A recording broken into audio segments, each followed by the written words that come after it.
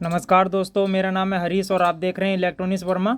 तो दोस्तों आज का जो हमारा वीडियो है वो है इस डीटीएच के ऊपर। दोस्तों ये डीटीएच हमारे पास बिल्कुल डेड कंडीशन में आया है और इसको हम किस तरीके से सही करेंगे तो वो आज आप देखेंगे। तो सबसे पहले हम इसका जो कवर है वो हटा देते हैं। तो कुछ इस तरीके से हमें देखने के लिए मिलता है। ये देखिए चाइना वाली इसमें पावर सप्लाई है और हमारे अंदर। तो एक चीज़ आप हमेशा याद रखें, कभी भी आप इलेक्ट्रॉनिक्स का काम कर रहे हैं तो सबसे पहले आप जो है सीरीज बोर्ड से ही चेक करें किसी भी सर्किट को अगर आपको चेक करना है। तो हमने यहाँ पर इसे सीरीज में लगाया हुआ है और सीरीज में आपका 100 वाट का जो है वो बल्ब होता है। तो यहाँ पर हम इसमें सप्लाई देते हैं। तो ये मैंने इसमें सप्लाई दे दी। सप्लाई भी मैं आपको चेक करा देता हूँ। अभी देखिए बिल्कुल डेड कंडीशन में है ये। तो यहाँ पर हमने मल्टीमीटर को रख लिया। इसकी मैं लाइट भी आपको जला देता हूँ यहाँ पर थोड़ा सा। अब देखिए इसके अंदर जो पावर यानी कि सप्लाई आ रही है। अब यहाँ पर हम 12 वोल्ट पे चेक करते हैं। तो यहाँ पर हमारी जो है डीसी पे रख लेते हैं इसे। डीसी पे रखने के बाद हमारी यहाँ पर 16 वोल्ट हमें देखने को मिल रही है। और यहाँ पर जब हम 3.3 वोल्ट, यहाँ पर ये भी कम हो गई। यहाँ पर जब हम सप्लाई चेक करते हैं यहाँ पर कोई सप्लाई नहीं मिल रही हमें। और यहाँ पर भी हमें 1.2 के आसपास ही। और यहाँ पर ये वाली सप्लाई, ये भी हमें कोई सप्लाई नहीं मिल रही, यानी कि हमें सप्लाई यहाँ पर कोई सी भी सही नहीं मिल रही।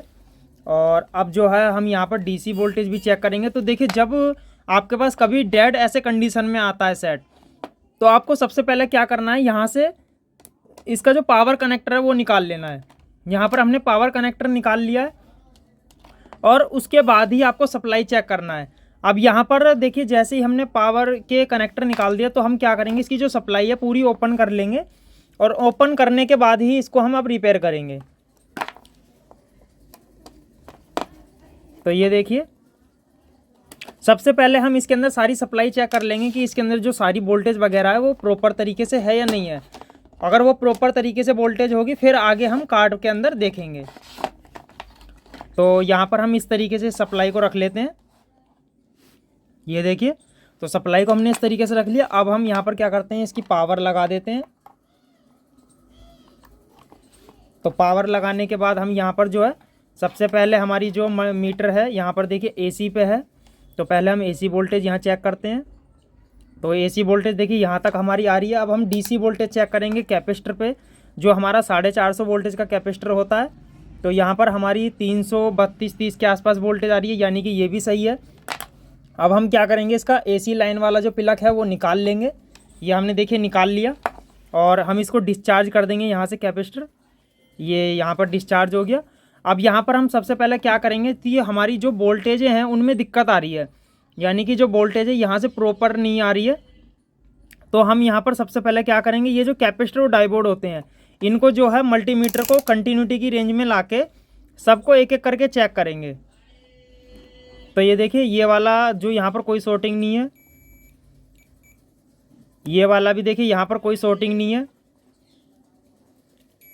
तो ये वाला कैपेसिटर देखिए यहाँ शॉर्टिंग दिखा रहा है। और भी आगे चेक कर लेते हैं, यहाँ भी कोई शॉर्टिंग नहीं है। ये हमारी कोयल लगी हुई है, इसे भी चेक कर लेते हैं। तो ये भी सही है। अब यहाँ पर जो है हमारा ये वाला जो कैपेसिटर है ये शॉर्टिंग दिखा रहा है। ये हमारा कैपेसिटर लगा हुआ है यहाँ पर 220 U है 25 वोल्ट। तो यहाँ पर अब दोस्तों हम इस वाले कैपेसिटर को जो है बाहर निकाल लेते हैं, जो शॉर्टिंग दिखा रहा है। तो इसको मैं आयरन की मदद से पहले बाहर निकाल लेता हूँ। अब इस वाले कैपेसिटर को हम डायरेक्ट चेक करेंगे मीटर पे कि जो इसके अंदर शॉर्टिंग है वो अब है या नहीं है। तो यहाँ पर देखिए बाहर निकलने के बाद ये कोई भी शॉर्टिंग नहीं दिखा रहा। ये देखिए मैं आपको मल्टीमीटर में दिखाता हूँ। ये देखिए यानी कि कैपेसिटर को जब हमने बाहर निकाल दिया तो कोई भी शॉर्टिंग नहीं आ रही है अब इसके अंदर। अब हम दोबारा जो है कैपेसिटर को तो हमने बाहर निकाल दिया। अब हम इसी पॉइंट पे दोबारा चेक करते हैं शॉर्टिंग। तो देखिए अब भी हमारा मल्टीमीटर शॉर्टिंग दिखा रहा है, यानी कि अब भी इसके अंदर कोई शॉर्टिंग है। अब हम क्या करेंगे, ये जो सारे डायोड हैं इनको चेक करेंगे। तो ये डायोड सही है हमारा, ये वाला भी सही है हमारा, ये वाला भी सही है और ये वाला भी सही है। और यहाँ पर ये शॉर्टिंग दिखा रहा है हमारा डायोड। तो हम क्या करते हैं, इस वाले डायोड को भी निकाल के देखते हैं, क्योंकि देखिए कंपोनेंट को आप जब तक निकाल के चेक नहीं करोगे तब तक आपको प्रॉपर नहीं पता लगेगा कि कंपोनेंट कौन सा ख़राब है। क्योंकि कभी कभी क्या होता है कि देखिए शॉर्टिंग अभी देखिए कैपेसिटर पे दिखा रहा था और मैंने जैसे ही कैपेसिटर को निकाला तो उसकी शॉर्टिंग बंद हो गई, लेकिन वो फिर भी दिखा रहा था। अब यहाँ पर जो है हम इस डायोड को भी चेक कर लेते हैं। तो डायोड को चेक करते हैं इसको। तो ये देखिए हमारा ये डायोड शॉर्ट है। अब हम क्या करते हैं, यहाँ पर ये डायोड है हमारा, मैं आपको पास से दिखाता हूँ। ये है हमारा FR107 डायोड है। तो इसको हम प्रिंट को पहले कर लेते हैं साफ़।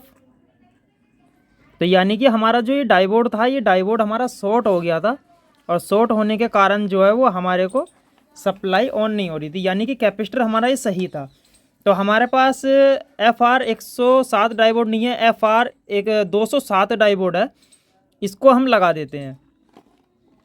तो ये वाला डायोड हम यहाँ लगा देते हैं।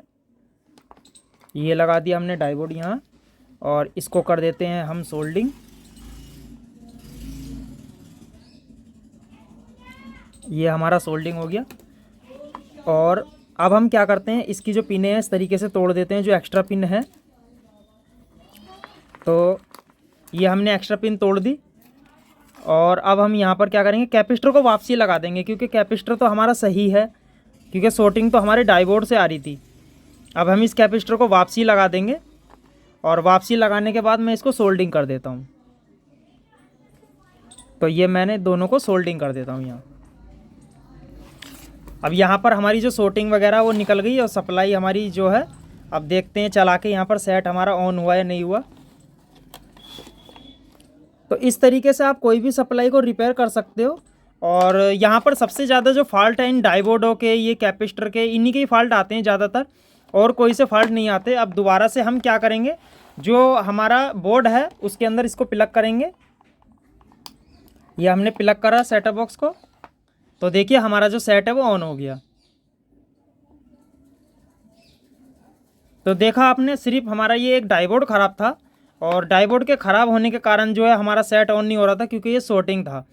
तो देखा आपने कितने ही आसान तरीके दोस्तों हमने सेट को रिपेयर कर लिया। तो दोस्तों वीडियो अगर अच्छी लगी हो, वीडियो को लाइक करना, शेयर करना, सब्सक्राइब करना और बेल के आइकन को जरूर दबाना। मैं आगे भी आपके लिए ऐसी ही जानकारी लाता रहूँगा।